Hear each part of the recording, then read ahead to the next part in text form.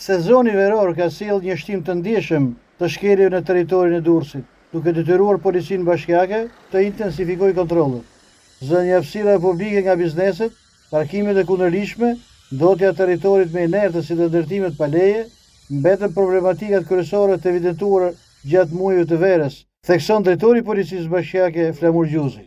Vetëm në harkun e 3 muajve të fundit, Policia Bashkiake e Durrësit ka konstatuar mbi 11.000 shkelje të automjeteve parkuara në kundërshtim me rregullat, kryesisht mbi trotuare dhe në hapësirat publike, duke vendosur masa administrative përkatëse.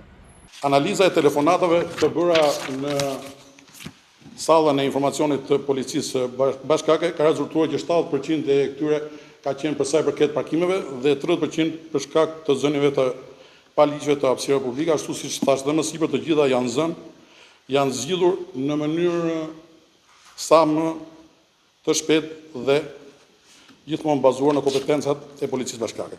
Gjatë periudhës raportuese, përmes portalit, aplikacionit hapësira ime publike, janë administruar gjithsej 511 ankesa, nga të cilat 486 janë trajtuar dhe kanë marrë zgjidhje, 2 janë refuzuar dhe 5 janë proces, duke reflektuar një nivel shumë të lartë përmbushjes së detyrimeve të institucioneve dhe qytetarëve.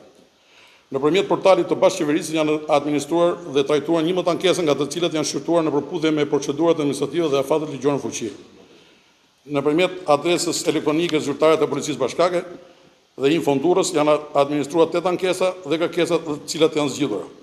Policia Bashkiake apelon për respektimin e rregullave dhe hapësirave publike, ndërsa thekson se kontrollet dhe masat administrative do të vijojnë gjatë gjithë sezonit veror.